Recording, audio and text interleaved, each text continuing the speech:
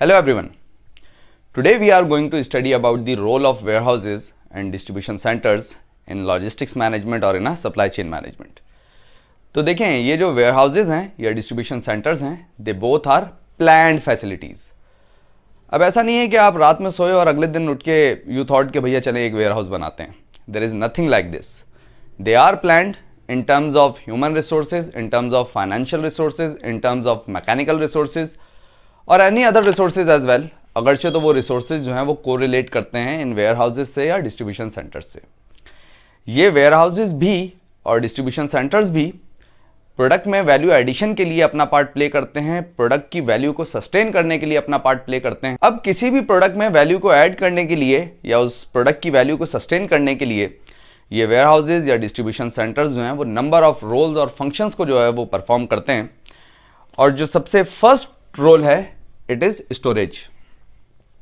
देखिए किसी भी वेयर हाउस का, किसी भी डिस्ट्रीब्यूशन सेंटर का सबसे बेसिक रोल ये है कि उसने स्टोरेज ऑफ मटेरियल या स्टोरेज ऑफ प्रोडक्ट को जो है वो परफॉर्म करना है. और स्टोरेज ऑफ मटेरियल को परफॉर्म करने का जो ऑब्जेक्टिव है वो ये है कि जब भी आपको उस मटेरियल की नीड हो या जब भी उस मटेरियल की डिमांड हो तो वो मटेरियल या प्रोडक्ट आपके लिए अवेलेबल हो. अब अगरचे तो आप इफेक्टिव स्टोरेज ऑफ मटेरियल को परफॉर्म करते हैं, मटेरियल की हैंडलिंग को इफेक्टिवली परफॉर्म करते हैं, क्वालिटी ऑफ प्रोडक्ट को जो है वो बरकरार रखते हैं, उसको कॉम्प्रोमाइज़ नहीं होने देते, मटेरियल को डैमेज नहीं होने देते, या जो थेफ्ट से रिलेटेड इश्यूज़ हैं उन्हें भी जो है वो कंट्रोल रखते हैं.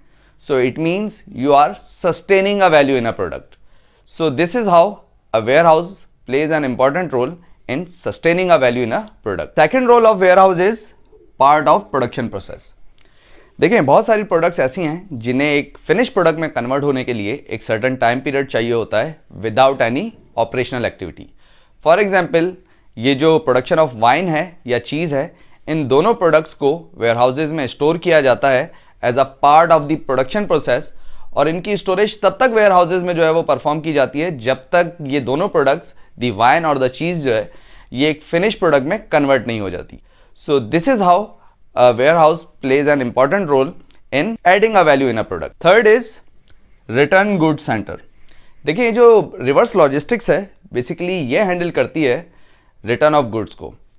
तो ये जो वेयर हाउसेज हैं या डिस्ट्रीब्यूशन सेंटर्स हैं ये as a return goods centre के तौर पे भी जो है वो अपना रोल प्ले करते हैं, जहाँ रिटर्न ऑफ मटेरियल को जो है वो मैनेज किया जाता है. देन वो फिर बात की बात है कि जी जो मटेरियल रिटर्न आया है उसे आप रीयूज़ कर रहे हैं या रिसाइकिल कर रहे हैं या डिस्पोज ऑफ कर रहे हैं. Another role is consolidation.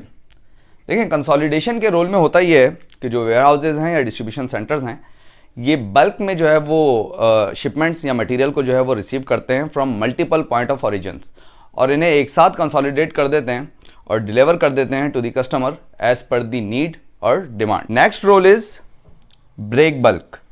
देखिए ये जो वेयर हाउसेज हैं या डिस्ट्रीब्यूशन सेंटर्स हैं ये फुल कंटेनर लोड शिपमेंट्स जो है वो अपने पास रिसीव करते हैं, उन्हें स्टोर करते हैं और उन तमाम FCL शिपमेंट्स को LCL शिपमेंट्स में कन्वर्ट करके कस्टमर को डिलीवर कर देते हैं. वैसे FCL और LCL शिपमेंट से रिलेटेड मेरी कुछ वीडियोस हैं और अगरचे तो आप वो वीडियोस देखना चाहें तो उन वीडियोस का लिंक आपको इस वीडियो की जो डिस्क्रिप्शन है उसमें मिल जाएगा.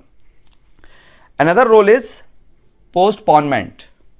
देखें ये जो वेयर हाउसेज हैं ये प्रोडक्शन और मैन्युफैक्चरिंग के प्रोसेस को पोस्टपोन करने के लिए भी जो है वो अपना रोल प्ले करते हैं.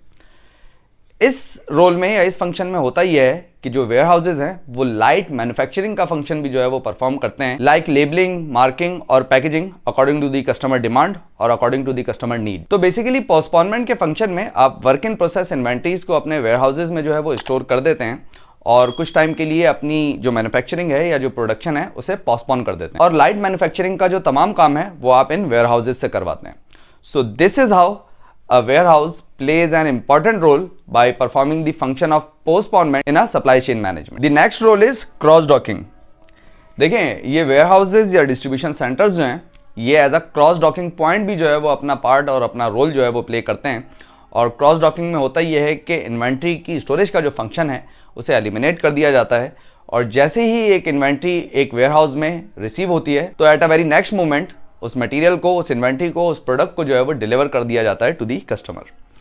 वैसे क्रॉस डॉकिंग से रिलेटेड मेरी एक वीडियो भी है और अगरचे तो आप वो वीडियो देखना चाहें तो उस वीडियो का लिंक आपको इस वीडियो की जो डिस्क्रिप्शन है उसमें मिल जाएगा. आई होप कि आज की वीडियो से भी आपने कुछ ना कुछ ज़रूर समझा होगा और इस टॉपिक से रिलेटेड अगर से तो आपका कोई क्वेश्चन हो या अगर से तो आप इसमें फर्दर कोई वैल्यू ऐड करना चाहें, then you are welcome in the comment section.